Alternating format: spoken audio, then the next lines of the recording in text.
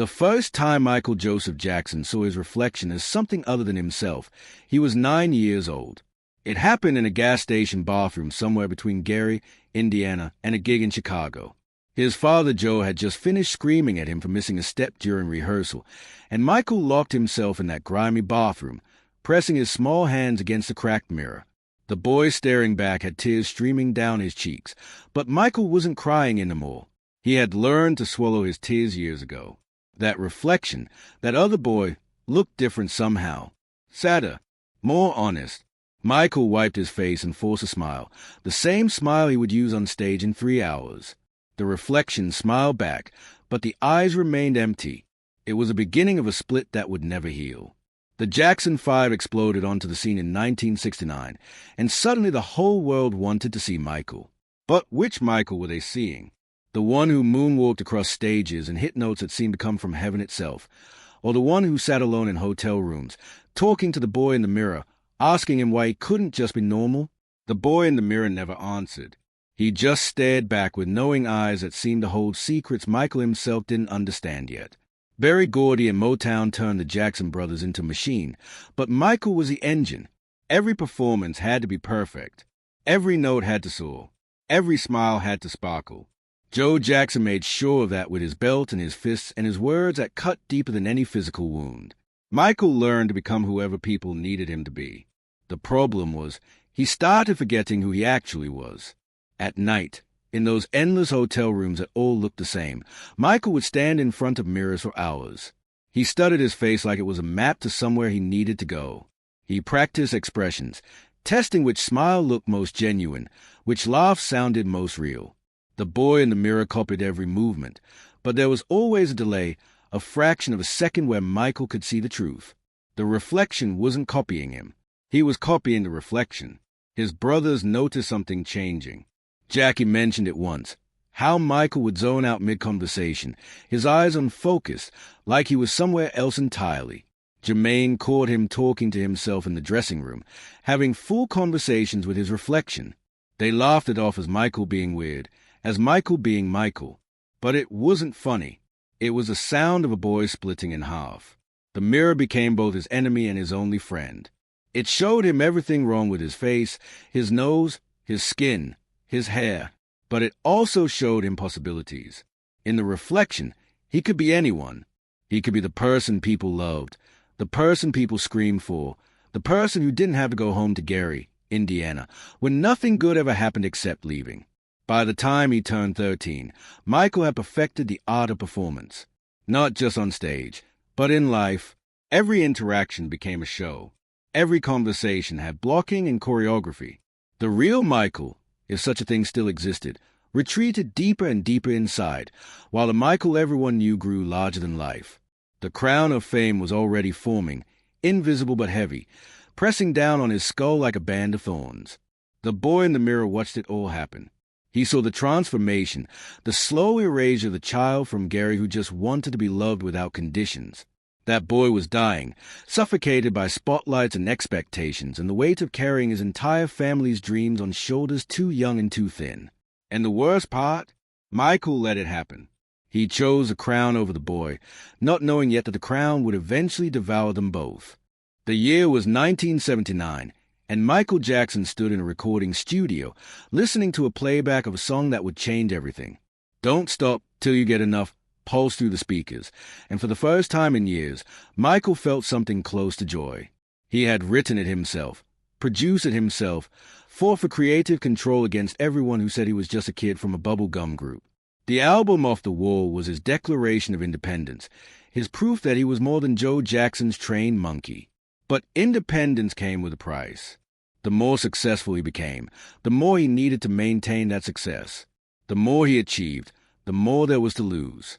Quincy Jones became his mentor, teaching him how to craft perfect pop songs, but perfection is a hungry god. It demands sacrifices. Michael started sleeping less, eating less, living less. He poured everything into his work because his work was the only place where he felt real. The mirror, though, told different stories. Michael's face was changing, not dramatically yet, but enough that he noticed. His nose seemed too wide, his skin too dark, his features too reminiscent of Joe, the man he was desperately trying not to become. He started researching plastic surgery, calling it research for a role, lying to himself about why he was so obsessed with transformation. Then came Thriller. The album dropped in 1982 and became a cultural earthquake. Michael Jackson was no longer just a pop star. He was a phenomenon, a myth, a living legend. The world watched him moonwalk on television during the Motown 25 special, and something broke inside him. He had given the performance of a lifetime, executed perfection, and the crowd's roar was deafening. But backstage, alone with his reflection, Michael cried. He told his brothers it wasn't good enough. He told the mirror he had messed up. The boy in the mirror agreed with him, pointing out every tiny flaw that no one else had noticed. This was when the war truly began. Michael started changing his face. First surgery, then another. Each time, he told himself this would be the last one. This would make him happy. This would finally make the boy in the mirror smile back with approval. But approval never came. Each surgery created new problems, new imperfections to obsess over, new reasons to go under the knife again. His skin began lightening, a condition he would later explain as vitiligo, but the public saw transformation and started asking questions. Who was Michael Jackson? What was he becoming?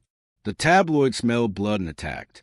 They called him Wacko Jacko, turned him into a freak show, a punchline, a cautionary tale about fame gone wrong. They didn't understand that Michael was fighting a war they couldn't see, a war against the boy in the mirror who kept telling him he wasn't enough. Neverland Ranch became his fortress. He built an amusement park, a zoo, a fantasy land where he could be the child he never got to be. He surrounded himself with children because children didn't judge, didn't expect, didn't demand a performance. They just wanted to play. But the world found this suspicious, dark, twisted. They started whispering, then shouting, accusations that would haunt him until his last breath. The crown was tightening now, digging into his skull, drawing blood that only Michael could see. He was the biggest star in the world, but he was also the loneliest. He had millions of fans, but no real friends. He had money beyond imagination, but no peace. The boy in the mirror had become a monster, showing him a face that looked less and less like Michael Jackson and more like a stranger, a ghost, something caught between human and whatever comes after you've given everything to fame. At night, he would stand in his bathroom at Neverland, staring at his reflection for hours, trying to recognize a person looking back. Sometimes he thought he saw the 9-year-old boy from Gary, trapped behind eyes that had seen too much. Other times, he saw nothing at all, just a blank space where a person should be. The worst times were when he saw his father, Joe's features emerging from his own face like a curse he couldn't escape no matter how many surgeries he endured. The crown was eating his face, literally and metaphorically, consuming the person he had been and replacing it with something the world couldn't understand. And Michael, trapped between the boy he was and the icon he had become, couldn't stop it. He could only watch as a reflection in the mirror transformed into something unrecognizable, something that would never be enough, no matter how many records he sold or how many times he changed his face. By 1991, Michael Jackson had built a wall around himself so high that even he couldn't see over it anymore. The Dangerous album was his attempt to prove he was still relevant, still the king of pop, still the man who could command the world's attention. But the music industry had changed, and so had Michael. The smooth criminal of the 80s had become something harder, angrier, more desperate. You could hear it in the music, in the way he sang about wanting to heal the world while his own world was crumbling. The first allegations came in 1993, and they hit like a nuclear bomb. A 13-year-old boy named Jordan Chandler accused Michael of sexual abuse, and suddenly the war with his reflection became public. The tabloids exploded. The late-night shows made jokes. The world that had once screamed his name with love now screamed it with disgust. Michael stood in front of his mirror at Neverland and saw a monster staring back, not because he believed the accusations, but because everyone else did. He went on television, gave an interview with Oprah, tried to explain himself, tried to make people understand. He talked about his vitiligo, about his childhood, about the pain that never stopped. But explanations sound like excuses when the whole world has already made up its mind. The boy in the mirror laughed at him that night, a cruel laugh that echoed in the empty halls of Neverland. You wanted to be famous, the reflection seemed to say. You wanted the crown. Well, here it is. How does it feel? The civil lawsuit was settled for over $20 million. Michael's lawyers advised him that fighting would destroy him, that the media circus would never end, that even if he won in court, he would lose in public opinion. So he paid, and the payment became proof of guilt in millions of minds. It didn't matter that no criminal charges were ever filed.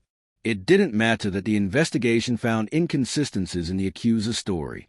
The damage was done, permanent and deep. Michael started taking pills to sleep, pills to wake up, pills to numb the pain that had no physical source.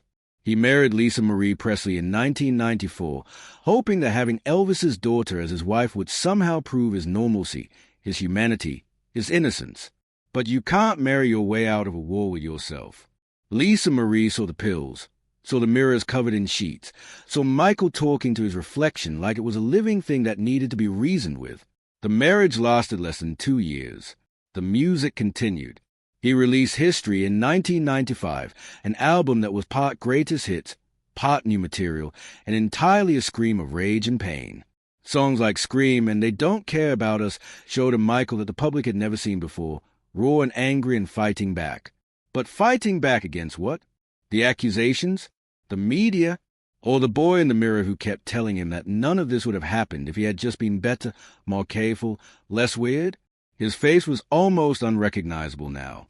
The surgeries had continued, each one more extreme than the last. His nose was collapsing, held together by cartilage and hope and the skill of increasingly worried doctors. His skin was porcelain white, the vitiligo having spread but also maintained by treatments he would never fully explain. People stared at him in horror, in fascination, in pity. The boy from Gary was completely gone, replaced by something that looked like it had been assembled from different people's parts. Neverland became less of a paradise and more of a prison. The ride stopped running as much. The children's laughter faded. Michael walked through his own wonderland like a ghost haunting the ruins of his dreams.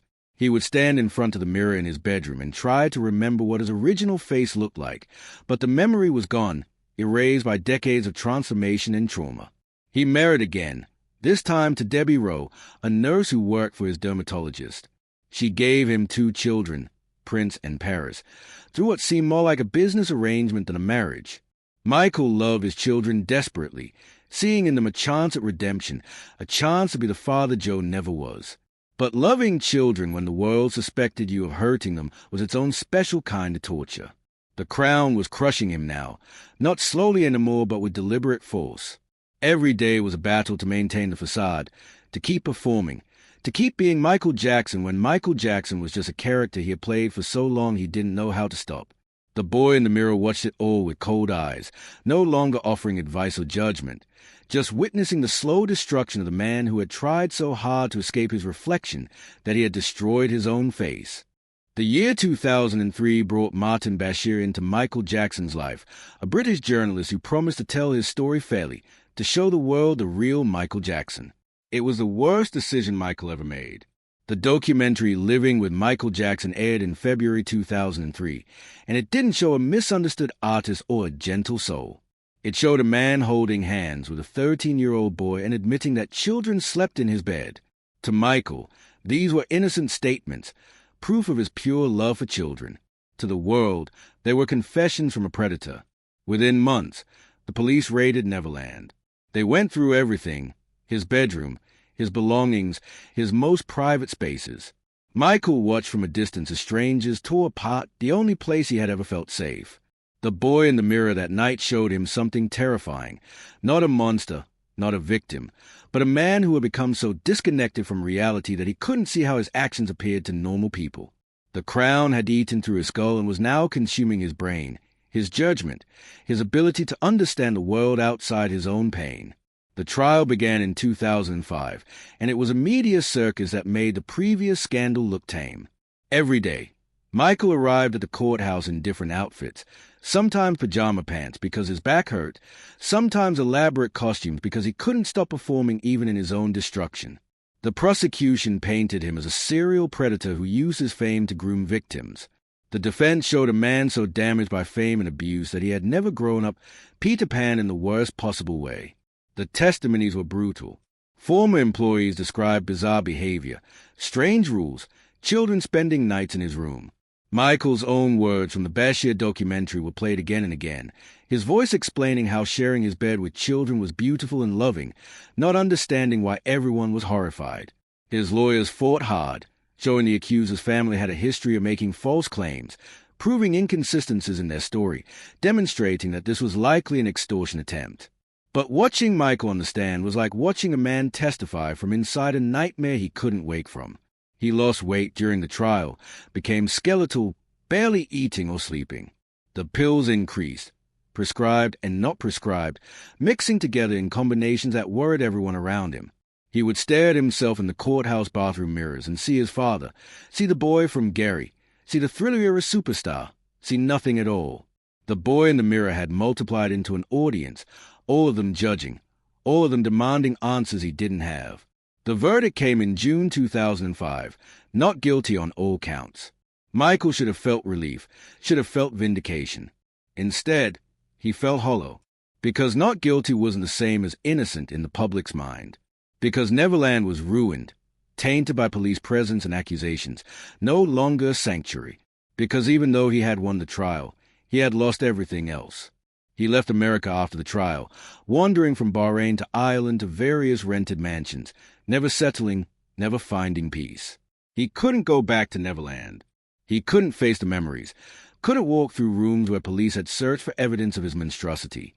The ranch sat empty, the rides rusting, the animals relocated, the dream dead. His children became his only anchor to reality. Prince, Paris, and now Blanket, whom he had fathered through a surrogate. He covered their faces with masks and veils, trying to protect them from the fame that had destroyed him, trying to give them the privacy he had never known. But you can't raise normal children when you're Michael Jackson, when you're fighting a 50-year war with yourself, when the crown has eaten so much of your face that even you don't recognize the man in the mirror anymore. Financial problems emerged. Neverland was draining money. The lifestyle was unsustainable. The spending was out of control. Michael Jackson, who had once been worth hundreds of millions, was drowning in debt. He had given everything to his art, to his image, to maintaining the character of Michael Jackson, and there was nothing left. The boy in the mirror showed him the truth one night in a rented mansion somewhere in the Middle East. He was broken beyond repair, and there was no surgery, no pill, no performance that could fix what fame had done to him. The crown had won. It had eaten his face, his identity, his sanity, his ability to live in a world like a normal human being. Michael Jackson was gone, replaced by a ghost wearing his skin, going through the motions of life while actually dying slowly from the inside out. And the worst part? He couldn't even die properly, couldn't give up and fade away, because he was Michael Jackson, and Michael Jackson had to keep performing until the very last breath. The announcement came in March 2009. Michael Jackson would perform 50 shows at London's O2 Arena, a comeback tour called This Is It. The press conference was surreal. Michael appeared thin, fragile, his voice soft and uncertain as he told the crowd he loved them. He was 50 years old, and he looked both ancient and ageless, a face so transformed by surgery and time that it seemed to exist outside normal human biology. The boy in the mirror watched these announcements on screens around the rented mansion in Los Angeles, seeing what Michael couldn't. A dying man making promises he would never be able to keep. Rehearsals were grueling. Michael's body, ravaged by decades of dance and stress and pills, couldn't keep up with his mind's vision. He wanted every show to be perfect, every moment to prove that he was still the king of pop, still relevant, still magical. But perfection requires a functioning body, and Michael's body was giving up. He was cold all the time, complaining about the arena's temperature even when everyone else was sweating. He was in constant pain, his back, his feet, his everywhere. The pills multiplied. Propofol, the drug that would eventually kill him, had become his best friend. It was the only thing that gave him real sleep, the kind of deep unconscious state where the boy in the mirror couldn't reach him. His personal physician, Conrad Murray, administered it nightly, turning Michael's bedroom into a makeshift hospital. It was dangerous, potentially fatal, absolutely insane. But Michael didn't care about danger anymore. He cared about silence, about peace, about 8 hours where he didn't have to be Michael Jackson. The people around him saw the decline but felt powerless to stop it.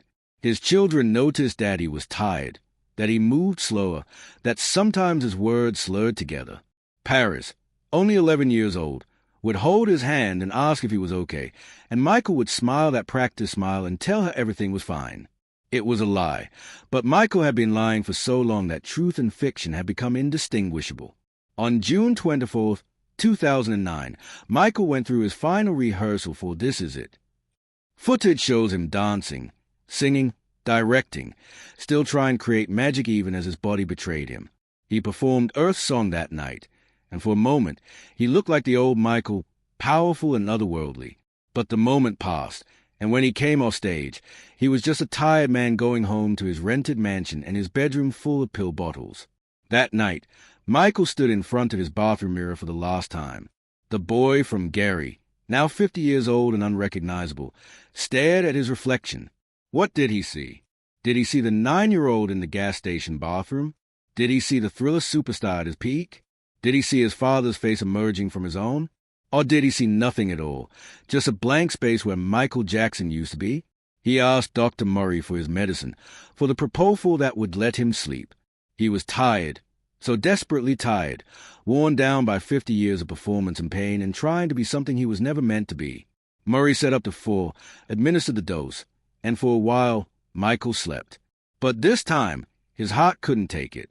This time, the drug that gave him peace also stopped his breathing, stopped his heart, stopped everything. They tried to save him. They called 911, performed CPR, rushed him to the hospital. But Michael Jackson was already gone.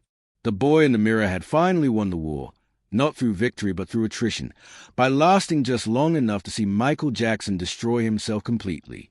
The crown had finished its meal, consuming every last piece of the boy from Gary who just wanted to be loved. The world mourned. They played his music nonstop, showed clips of him dancing, remembered him as the king of pop.